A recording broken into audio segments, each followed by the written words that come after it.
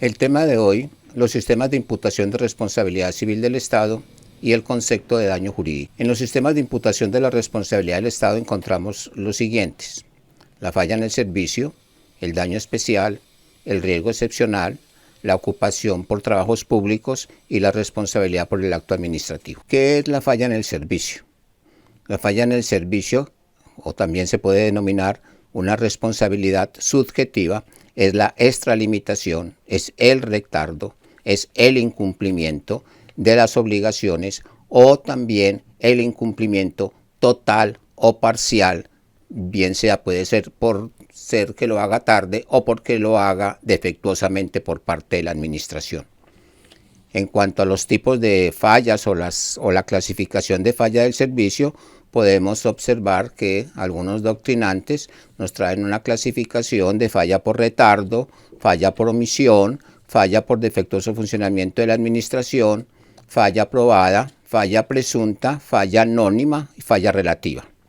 Esas serían pues como la clasificación que algunos doctrinantes tienen o que se tiene dentro de la doctrina de la responsabilidad patrimonial del Estado. La falla en el retardo de la administración se presenta por la demora de la administración en actuar. La administración, ha dicho el Consejo de Estado, no necesariamente tiene que actuar en forma inmediata, es decir, hay que darle un tiempo prudente para poder actuar, para poder responder adecuadamente. En la falla por omisión es cuando la administración, como su nombre lo indique, omite actuar. En este caso, se entiende también, algunos doctrinantes hablan de omisiones laxas y omisiones en sentido estricto. Dice que las omisiones laxas son aquellas obligaciones del deber de cuidado y que las omisiones en sentido estricto es aquellas funciones que legalmente están establecidas. Otra falla es la falla por el defectuoso funcionamiento de la administración. Aquí entonces puede decirse, cuando se trata en la comisión de delitos o en la impericia o en los procesos que llevan las autoridades. Por ejemplo, puede ser un caso de la detención arbitraria o un caso en el manejo de los reclusos, entre otros. La falla probada, en la falla probada se entiende que la falla probada debe estar probada por el demandante. El demandante debe, la parte interesada debe probar en el proceso lo que está demandando de la administración. En la falla anónima, como su nombre lo indica, no se conoce la identidad del agente estatal del daño. Aquí no se conoce, sin embargo, hay una responsabilidad del Estado, como fue el caso de un soldado que estaba prestando servicio militar en un centro penitenciario y apareció muerto. Entonces, no se sabe la identidad, no se pudo saber nunca la identidad, pero de todas maneras el Estado resultó condenado por este hecho.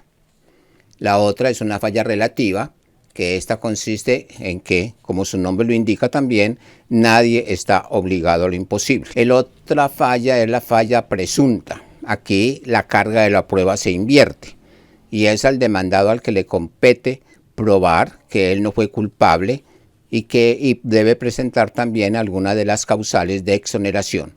Aquí también en este caso de la falla presunta se tiene en cuenta todo lo que es relativo a las armas de dotación oficial, a los vehículos oficiales y a las redes eléctricas. Eso ha sido como la constante de los consejos de Estado de los tribunales. La falla en el servicio viene del derecho francés en el siglo XVIII. En cambio, el daño antijurídico del artículo 90 de la Constitución Política lo traemos o se trae de la Constitución española. El otro título de imputación es la responsabilidad objetiva. En la responsabilidad objetiva no se examina la culpa. Entonces, según los elementos estructurales de la responsabilidad objetiva serán entonces el hecho, el daño y el nexo causal.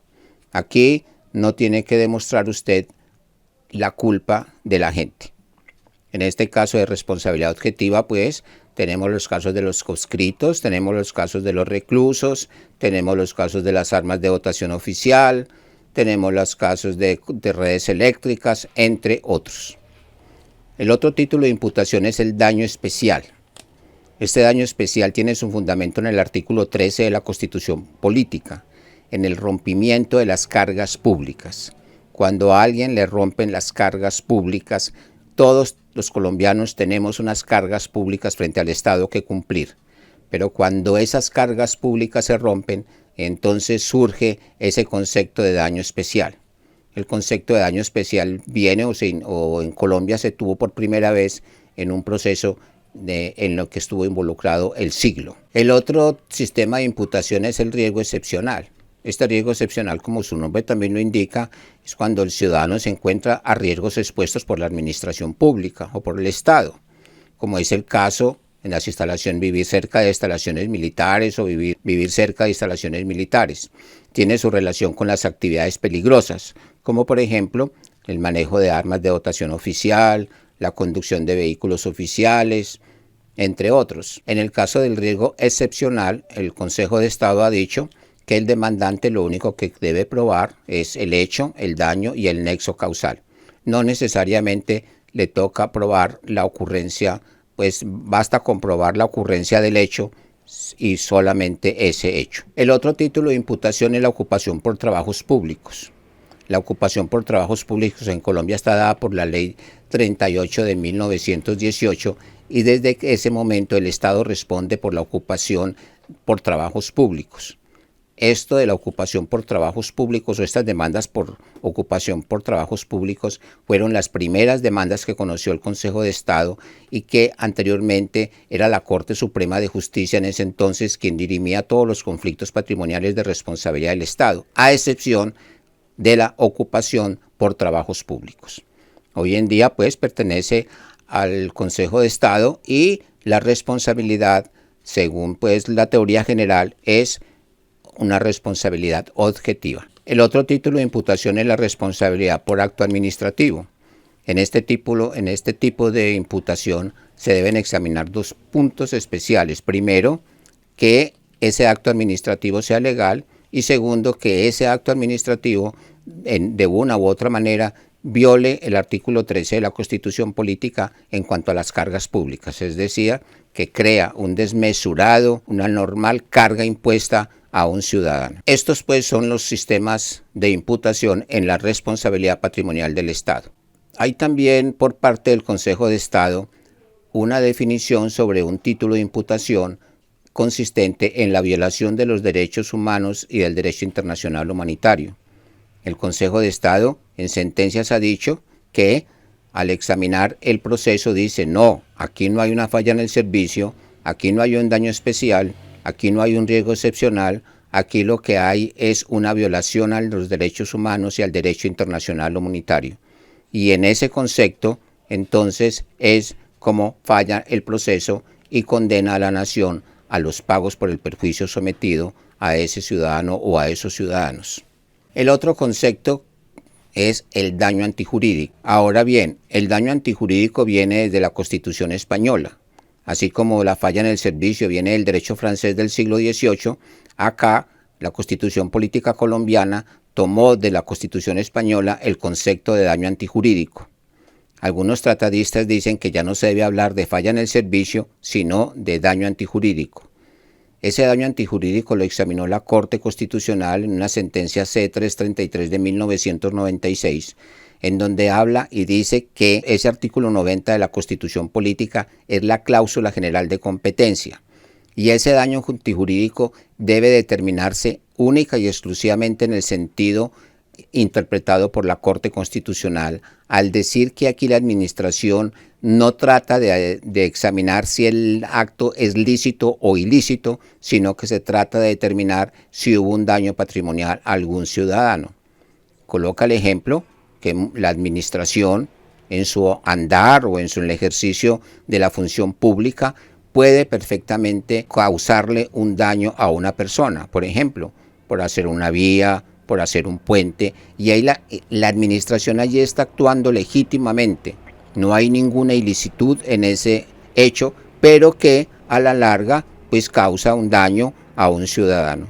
Razón por la cual entonces resulta siendo responsable el Estado por el daño o por el perjuicio causado a ese ciudadano. La Corte Constitucional entonces ha dicho que ese concepto de daño antijurídico no es un concepto gramatical, sino un concepto jurídico, en el sentido de que el actuar de la administración no se examina si el acto fue ilícito o lícito, sino se examina si ha causado un daño a algún ciudadano por el trajinar o por el ejercicio de la función pública. Por ejemplo, cuando se construye un puente o por ejemplo cuando las fuerzas militares deben actuar en vivo contra alguna banda o contra alguna organización al margen de la ley y que al actuar en ese momento pues puede causar un daño. Allí la administración está haciendo un ejercicio función de la función pública, sin embargo ha causado un daño a un ciudadano, por lo que resulta entonces responsable.